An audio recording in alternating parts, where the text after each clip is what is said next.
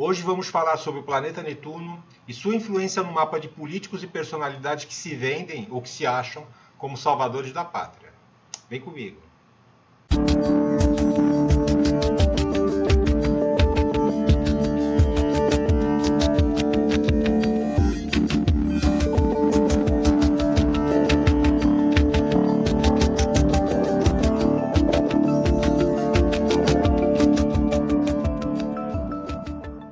Boa noite, gente. Como é que vocês estão? Espero que todos estejam bem, espero que todos estejam com saúde, espero que todos estejam em paz junto aos familiares de vocês, junto aos bichos de vocês, junto aos amigos de vocês e a quem mais for caro e querido ao coração e à alma de cada um, ok?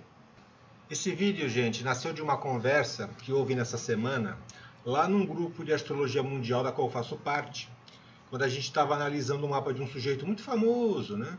Que faleceu, inclusive foi no ano passado, de Covid, cujo nome eu não vou citar aqui, né? Mas logo vocês vão perceber quem é, né? Ele era brasileiro, mas ele morava fora há muito tempo, lá nos Estados Unidos. De lá ele fazia seminários de filosofia, ele se auto-intitulava filósofo, né? Fazia declarações polêmicas a respeito da política, né? Se auto-intitulava cristão, conservador, mas que também havia sido astrólogo lá no passado, né? Vocês provavelmente já devem ter percebido de quem eu estou falando, correto? Estávamos então analisando o mapa dessa pessoa, né, quando nos deparamos com o aspecto que ele tinha, que era uma oposição Marte-Netuno. Tá? Nós já logo vamos entrar em detalhes sobre o mapa dessa pessoa, né, e de outras pessoas também que têm aspectos parecidos de Marte-Netuno, ou então de Sol-Netuno, ok? Porém, vamos ver brevemente o que cada um, tá? Tanto Marte como Netuno, representa nos nossos mapas natais, né? Me acompanha, por favor. Marte representa o nosso impulso de afirmação, né? A forma como perseguimos o que queremos e como a gente deixa a nossa marca no mundo, né? Representa a nossa iniciativa, representa o nosso vigor e representa também o nosso impulso sexual, tanto para homens como para mulheres. Aqui, gente, é necessário um adendo, tá? É que no caso de pessoas do sexo feminino, né, Vênus também representa sexo, tá? Apesar de Vênus não ser assim especificamente sexual. É que no caso das mulheres, tá, no quesito sexual, as energias de Marte e Vênus se misturam, tá? É o famoso sexo com amor, é o famoso sexo com sentimento, que é característico das mulheres, tá? As mulheres elas tendem a misturar as duas naturezas nesse quesito sexual. Diferente do homem, onde o sexo ele é mais regido por Marte. Tá? A sexualidade está mais no âmbito de Marte. Tá? O homem ele vê o sexo como conquista, né? Como afirmação, muitas vezes, como instinto, como impulso. Já em Netuno, a análise é um pouco mais transcendente, vamos assim dizer. Né? Netuno é a dissolução do ego, né? No sentido de se libertar das amarras do mundo físico, né? Do mundo material. Netuno indica também a derrubada de fronteiras, a unificação de todos no todos, né? Aquela coisa de todos somos um, né? De transcender esse mundo material e todo mundo se sentir uno com todo mundo. Né? Netuno também tem a ver com um certo sentimento de salvação, de redenção, da pessoa de se sentir salvador, né? Se sentir redentora de alguma coisa ou de alguém. Ou seja, enquanto Marte fala de se impor, né, de se afirmar, Netuno fala de diluir, de transcender, né, de ir além. Tá? Então, o que ocorre quando essas duas energias se encontram através de aspectos? Várias coisas podem acontecer quando Marte se associa com Netuno, né? Seja em bom aspecto ou mau aspecto. Em geral, nos bons aspectos, o que ocorre? A ação marciana ela se torna menos egoísta. Porque geralmente Marte é aquele é o guerreiro que luta muitas vezes por si, né? Luta pelos seus próprios interesses. E quando ele está sob um bom aspecto de Netuno, o que ocorre? Muitas vezes ele acaba agindo, né? Ou se afirmando no mundo, não só olhando para ele, né? Não só olhando para si, mas olhando para um todo maior. Tá? Muitas vezes isso aí ocorre verdadeiramente. Tá? Isso não quer dizer que todas as pessoas que têm esse aspecto são pessoas que trabalhem ou então ajam em causas sociais ou agem em causa de benemerência ou em causa humanitária ou em causa assistencial ou então em causa altruística, né? Mas que pelo menos no mínimo, elas são pessoas que a sua ação afirmativa no mundo ela é menos agressiva. né? Ela é menos assertiva. Quando ela age muitas vezes pensando nas pessoas que estão ao redor, pelo menos nisso. Agora, há também a questão dos idealistas práticos, né? Aquelas pessoas que são idealistas práticas, que elas têm um ideal, tá? E elas sabem colocar em prática esse ideal. Vamos ver uns casos agora, tá? Me acompanha aqui. Esse primeiro mapa é de uma pessoa que vai ficar anônima, tá? É uma conhecida minha, né? Que vocês podem verificar, vamos abrir aqui, né? Que ela tem um Marte e Netuno em trígono muito forte. Então, estava aqui, ó, Marte aqui, tá vendo? Netuno aqui, com um trígono bem exato, um trígono bem forte. Deixa eu ver se dá para ressaltar aqui. Ó, o trígono Marte e Netuno bem forte aqui, bem exato, ok? Então, o que acontece, tá? Ela é uma pessoa que luta, Marte, né, em prol da causa animal, entendeu? Temos aqui Netuno na sexta casa. Ela faz parte de uma ONG que luta pela causa animal, tá? Ela sente grande alegria e satisfação nisso, porque aqui a gente tem quem? A gente tem a Roda da Fortuna exata em conjunção com esse Netuno aí. Esse Netuno já está praticamente na sexta casa, eu já considero ela um Netuno de sexta casa, tá? E pode observar também que Marte está vindo numa conjunção aplicativa a Saturno. Ou seja, mostrando que essas atividades provavelmente se manifestam através de projetos e ações sérias, né? Estruturadas, né? Ações de médio e longo prazo, inclusive. Tá? Então aqui está um exemplo de um aspecto fluente de Mercúrio com Netuno, onde a pessoa luta em prol de uma causa. Né? Luta, né? Marte em prol de uma causa, Netuno. E no caso envolvendo animais, né? Gatos e cachorros aí, e é Netuno entrando na sexta casa, Netuno praticamente na cúspide aí da sexta casa, tá bom? Interessante, né? Agora vamos ver um outro caso, que é de um ex-presidente da República, tá? Que é o Getúlio Vargas. Vamos dar uma analisada. Bom, o Getúlio Vargas dispensa maiores apresentações, né, gente? É simplesmente o maior político, o maior presidente que esse país aqui já teve, né? Não precisa falar muito a respeito do Getúlio Vargas, nem fazer maiores apresentações a respeito do Getúlio Vargas, né? O horário é desconhecido, ok? O que se sabe, né, é que ele não nasceu no dia 19 de abril de 1883, mas ele nasceu sim um ano antes, em 19 de abril de 1882, tá? Porque era comum nas famílias do passado se adulterar a data de nascimento de alguns filhos, né? Para eles terem acesso às escolas, acesso a estabelecimentos de ensino, quando eles já tinham passado da idade para isso. Então pegava e alterava a idade da pessoa para a pessoa parecer ser mais nova, né? Em vários casos na história do Brasil, principalmente entre militares, tá? Que isso aí ocorreu, né? Mas apesar do horário ser desconhecido, isso não muda muito os aspectos entre os planetas, tá? E podemos ver que temos aqui um trígono, né? Deixa eu colocar aqui Temos aqui um trígono entre Netuno, que está aqui, certo?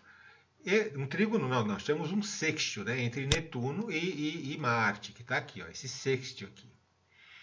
Perfeito? Ó. Ok? Ou seja, alguém cujas iniciativas eram pautadas também para interesses além dele mesmo, tá? Basta a gente ver o legado do Getúlio Vargas em termos da criação dos benefícios sociais, da consolidação das leis do trabalho, da industrialização do país, né, e etc. Se vocês lerem a biografia do Getúlio Vargas, escrita pelo Lira Neto, que é aquela que é em 3 volumes, verão que, diferente do que se pensa, a família Vargas não era uma família rica, né? Ela era uma família influente, né, politicamente influente. Em alguns casos, dependendo dos seus integrantes, era uma família, inclusive, perigosa, né, por causa de brigas políticas, de trocas de tiro, aquelas coisas que tinham na política, muito na política de antigamente, e às vezes acontece ainda, né, por aqui. Mas diferente da família, por exemplo, do João Goulart, né? A família João Goulart era uma família rica, né? Eles eram da mesma cidade, lá de São Borja, no Rio Grande do Sul. A família Goulart era uma família que era amiga da família Vargas, entendeu? Tanto que o João Goulart se tornou herdeiro do Getúlio Vargas, mas a família Goulart era rica, o João Goulart era um homem rico, né? Ele tinha estâncias com não sei quantas mil cabeças de gado engordando, tinha participações em frigoríficos, essas coisas todas, né? O Getúlio, inclusive, né, ele era extremamente escrupuloso quanto ao dinheiro público, né?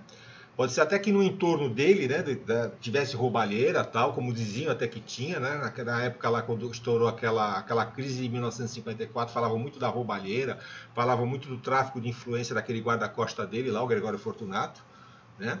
Mas ele pessoalmente tinha esses escrúpulos. Ele podia ter roubado muito, inclusive, porque ele foi ditador por 15 anos. Ele podia ter se locupletado muito, tá?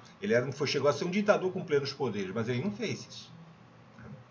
Agora vamos ver um outro caso de um militar, né, que também foi presidente da República, né, que na minha opinião, que já li algumas biografias e depoimentos a respeito dele, eu acho que ele é o sujeito que hoje em dia ele é um tanto injustiçado, né, até por conta de um determinado movimento que ele tomou parte, né, não só tomou parte, que ele também liderou já tarde na vida dele, né, que fez com que hoje ele seja conhecido como um ditador. Mas se vocês lerem a biografia dessa pessoa, tá? Principalmente da época que ele foi presidente da República, ou da época logo após ele ter deixado a presidência da República, porque ele logo deixou a presidência da República e daí a uns meses morreu, tá? Vocês verão que ele era extremamente desprendido, né? Ele era desprendido de ambições políticas, ele era desprendido de cobiça financeira, ele é desprendido de vaidades da fama, do que for, tá? Ele tomava muitas vezes medidas administrativas e econômicas, inclusive muito duras, tá? Sabendo que não seria ele nem o governo dele que colheria aquilo, tá? Que ficaria para os anos seguintes a ele. Tá? Sei que serei criticado por essa escolha, mas vamos lá. Esse aqui é o mapa do ex-presidente Castelo Branco, tá, gente? Ele mostra aqui Marte na quarta casa, ok? Esse Marte é regente da 10ª casa, então a gente tem o regente da 10ª casa na quarta. Isso aqui é uma configuração, às vezes, muito comum de pessoas que trabalham para o Estado, entendeu? Ou pessoas que prestam serviço para o Estado, em geral pessoas patriotas, né, que tem essa configuração de regente da 10ª na quarta casa, tá bom? E esse Marte ele está num trígono aplicativo, deixa eu acertar aqui. Está num trígono aplicativo a Netuno. Tá? Mostrando que as atitudes dele, né, as ações deles, estavam acima dele como pessoa. Né? E como estamos falando da quarta casa, estamos falando dele colocar o país em primeiro lugar. Porque a quarta casa é ligada com a terra, é ligada com o lugar de origem, é ligada com a família.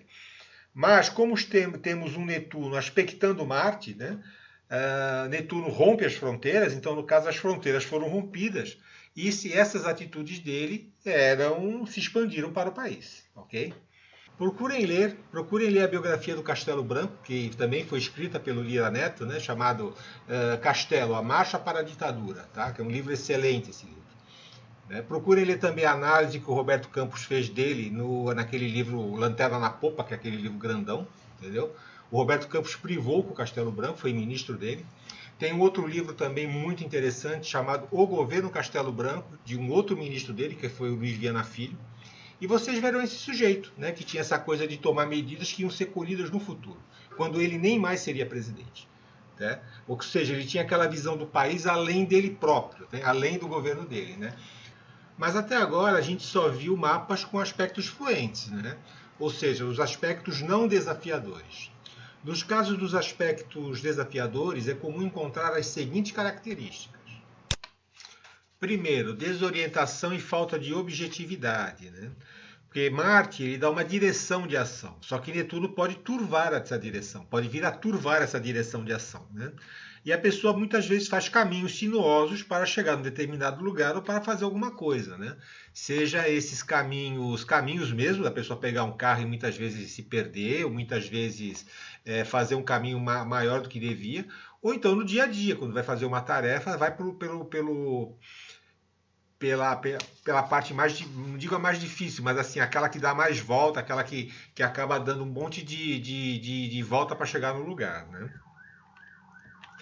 Tendência a entrar em lutas erradas por princípio. O que é entrar em lutas? O que é uma luta errada por princípio? Né? É aquela luta tipo assim, o cara vai lutar pelo racismo. Né? Isso aí é uma luta errada por princípio. Né? Por princípio já está errado. Né? Não tem que lutar por um negócio desse. Né? Mas a pessoa ela acaba achando que está do lado correto. Tá? Tem esse lado aí também quando você tem, pode vir a ter quando você tem Marte em aspecto tenso com Netuno, tá? No caso, ele pode vir a ser manipulado ou manipular os outros para entrar nessas lutas que já são erradas por princípio, né? E tem a tendência a se achar um canal divino, ou se achar alguém providencial, ou ainda se ver como salvador da pátria, um mártir ou um herói, tá? Esse último caso também pode ocorrer em aspectos tensos do Sol com Netuno, principalmente se Júpiter ou algum planeta transpessoal estiver envolvido, tá? E nós vamos ver depois um caso desse como exemplo, ok? E por que eu frisei essa última característica aqui? Porque ela é muito comum nos políticos que têm esses aspectos, como veremos da agora em diante, tá? Para cada mapa, eu vou realçar uma ou mais do que uma dessas características que aparecerem, ok? O primeiro mapa é do tal filósofo, que também foi astrólogo, lá, que morava lá nos Estados Unidos, né? Vejam que ele tem uma oposição Marte e Netuno. Vamos colocar aqui, tá? Então, aqui tem aqui Netuno, aqui tem Marte, e aqui tem uma oposição a eles dois, a oposição Marte e Netuno, tá vendo aqui? E aí, dentre as características listadas, o que eu pelo menos via muito nele, né, é aquela tendência em entrar em lutas erradas por princípio, né? Aquela coisa de ele ser anti-vax, né, anti-vacina Covid, aquela coisa de muitas vezes ele pregar golpe militar, né, esse tipo de coisa, né? Ele entrava nessas lutas erradas por princípio, mesmo se achando que estava certo. E tem a tendência a querer também manipular os outros para que os outros entrassem nessa luta, tá bom? E eu também via nele a tendência a querer ser uma espécie de guru, né? Na verdade, o pessoal falava que ele era o guru da direita, né? Ou seja, o homem providencial que veio para ser o parteiro da direita. Né?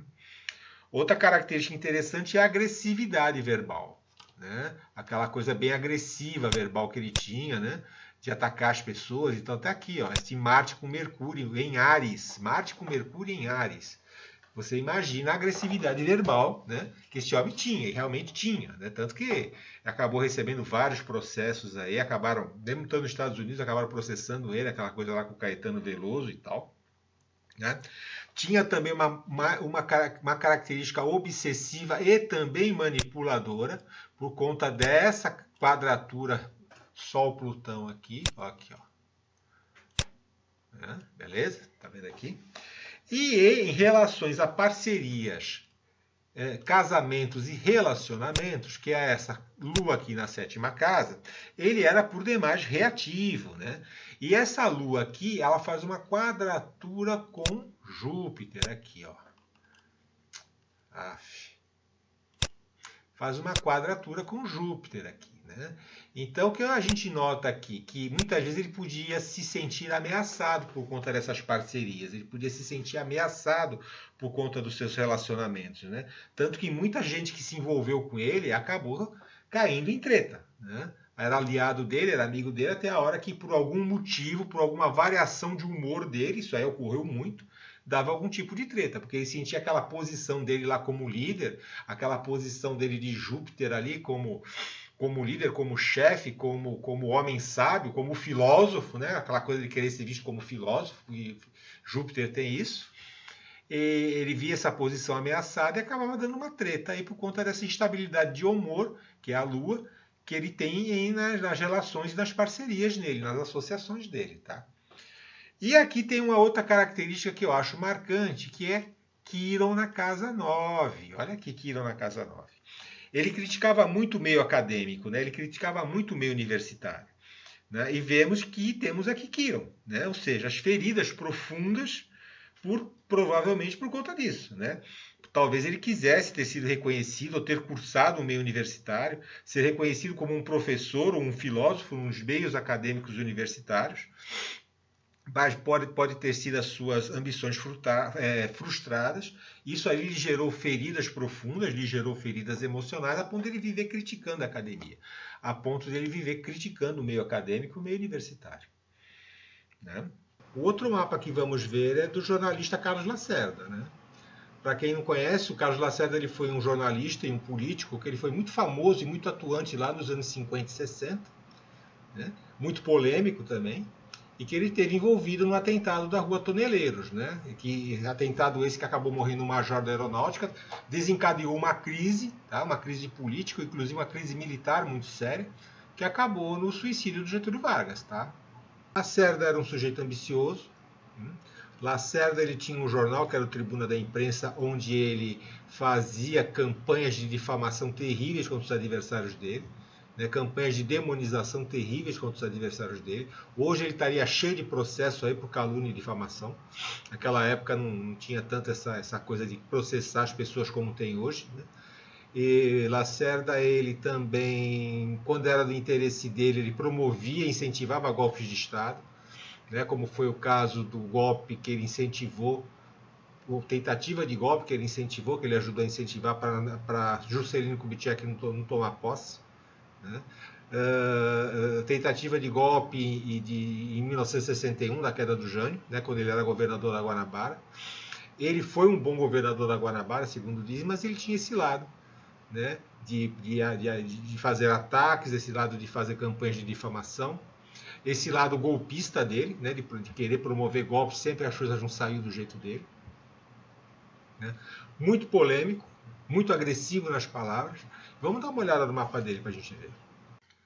Antes, porém, da gente ver o mapa, né, vamos ver só essa frase dele da época que ele estava estudando direito e resolveu abandonar o curso, né?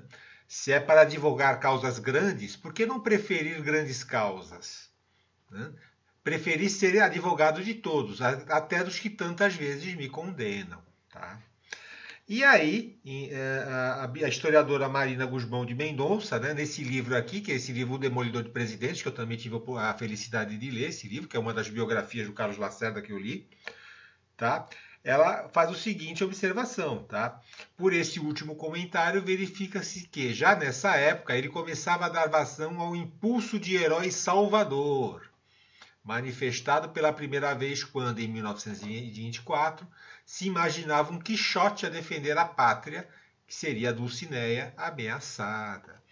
Tá? Porque ele brincava de Dom Quixote quando era na infância dele. Então ele talvez já trouxesse essa coisa de querer ser o salvador, de querer ser o redentor já desde a infância, ok? Agora sim temos o mapa do senhor Carlos Lacerda, ok? Vamos lá olhar. Então, de cara, o que a gente já vê aqui, ó? Conjunção Marte com Mercúrio. Marte com Netuno. De cara, conjunção Marte com Netuno. Tá? Já configurando aquela coisa de querer ser salvador, de querer ser redentor, aquela coisa toda, né? Sem falar também que, na minha opinião, naquela coisa de fazer campanha de difamação, pregar golpe de Estado, é aquela coisa de a tendência a entrar em lutas erradas por princípio e ainda, né, usando o jornal dele, ou seja, tentando manipular os outros para entrar nessas lutas, tá? Então eu vejo isso também do que eu li da história do Carlos Lacerda, né? Mas outra coisa também que é interessante é essa quadratura aqui, ó, essa quadratura que tem aqui de Netuno com Marte quadrando Mercúrio. Aqui, ó. Olha que interessante aqui. Né? Aqui se explica, além da profissão de jornalista, né? O caso Mercúrio na terceira casa, né? Que é uma casa de jornalismo, e explica também a agressividade verbal, né? Aquela coisa do tribuno irado, né? Que ficava acusando todo mundo, né? Muitas vezes utilizando de falsidades, de invenções. Né? Falsidade, mentiras e invenções é uma coisa comum quando a gente também tem um aspecto tenso de Mercúrio com Netuno. Né? Tem muito disso, tá? Aquela coisa da fake news, de inventar coisa, de inventar mentira, né? Tem essa parte aí, tá? E outra coisa que explica também é essa concentração aqui no ascendente, tá? Que é, entendeu? Essa concentração no ascendente explica muito da personalidade do Carlos Lacerda, né? Tá? Explica a forma exagerada, aquela forma elétrica como ele era visto, tá? Lacerda, para quem já leu sobre ele era um dínamo de energia, era um dínamo de imprevisibilidade, né? Tá? O Carlos Lacerda ele era tido como dinâmico e exagerado, ok?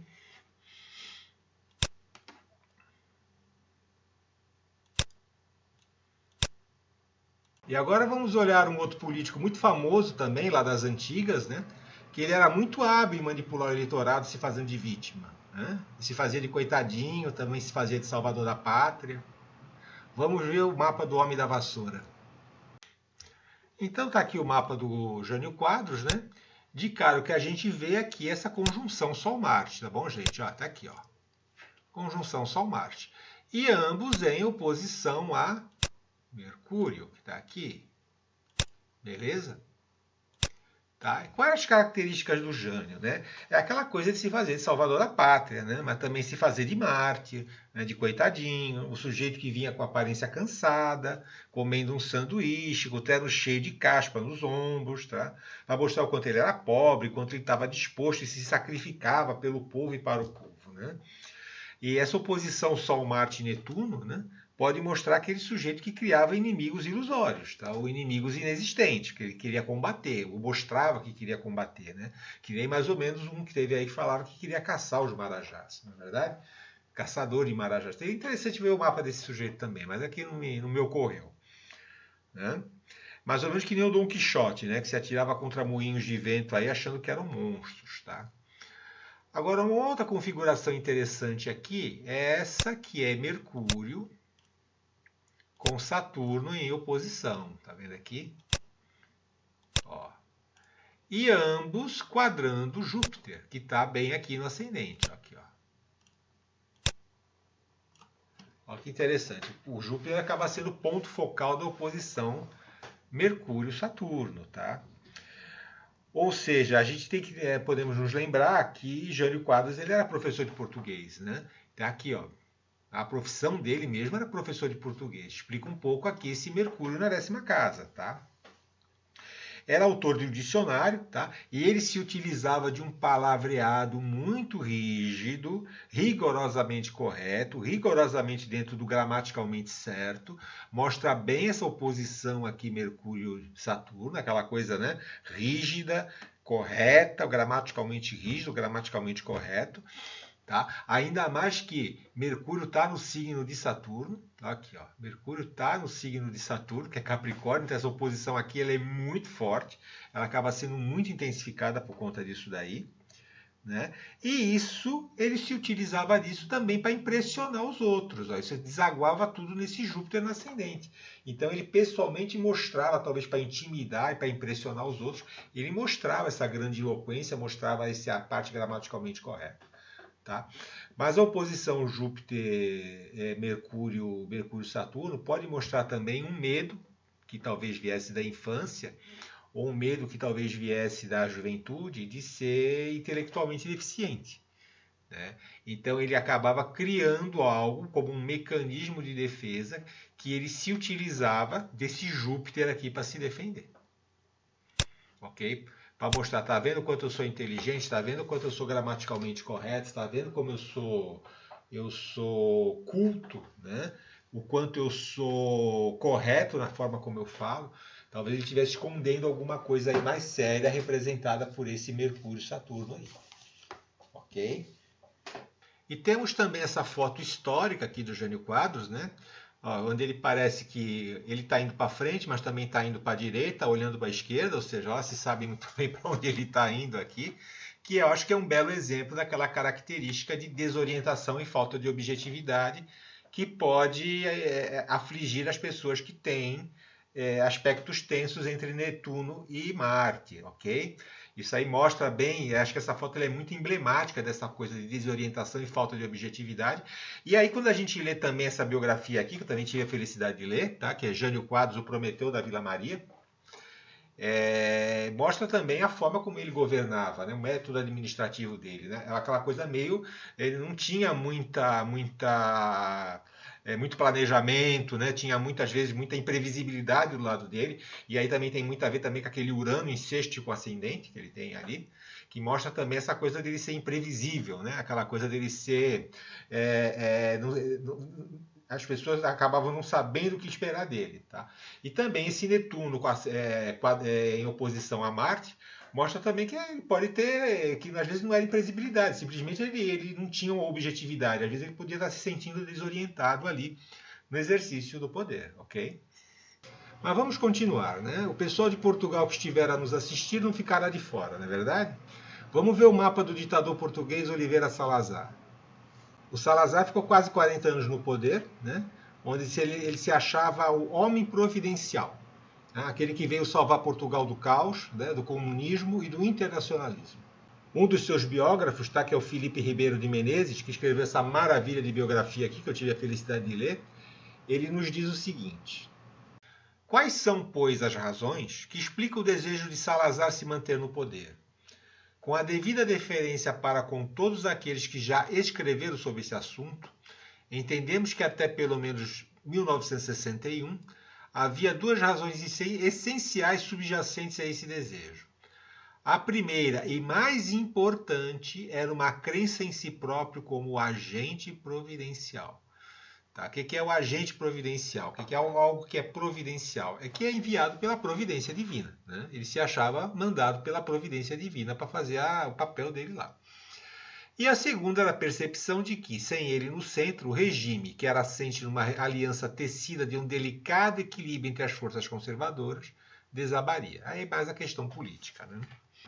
Salazar passava muito a imagem do homem que se sacrificava em prol da pátria, né? O sujeito que não tinha vida privada, a não ser a vida pública pela pátria, né? O sujeito que não havia casado, né? Que tinha ficado solteiro porque não tinha tempo para se dedicar à família, porque o serviço da pátria o consumia. Mas agora vamos ao mapa dele. De cara, a gente já tem aqui uma conjunção Marte com Netuno. Está aqui. De cara temos essa conjunção aqui. Já mostra aquela coisa de se achar, né, um homem providencial, né, um Marte que se sacrifica pela pátria, o canal divino. Esse é a pessoa que veio com uma missão para salvar ou sustentar alguma coisa. Né? E aí de cara esse Marte com Mercúrio já mostra isso daí. Né? Só que também tem uma coisa muito interessante no mapa do Salazar, que é esse instélio aqui na casa 8. Tá? Ó, tirando, né, o fato da conjunção Marte-Netuno, esse externo na casa 8 aqui, né? Mostrando que por mais que Salazar tivesse aquele jeitinho meio calmo, falando mansinho, com uma vozinha quase feminina, né? Falando que tudo para ele era pátria, né, etc. Na verdade o que Salazar queria era poder. Tá? Mapa que tem uma concentração grande de casa 8 é pessoa que gosta de poder. E agora vamos ao mapa do generalíssimo Franco, né? Que foi também por quase 40 anos ditador da Espanha. Né? Ou melhor, ele se dizia o caudilho da Espanha pela graça de Deus. Não se precisa dizer mais nada sobre ele se achar um enviado, né? Se ele se achar um redentor, um salvador da pátria. Né? Mas vamos ao mapa. Esse mapa é muito interessante porque Marte está envolvido com Netuno, sim. Tá vendo aqui que eles estão em quadratura? Aqui, ó.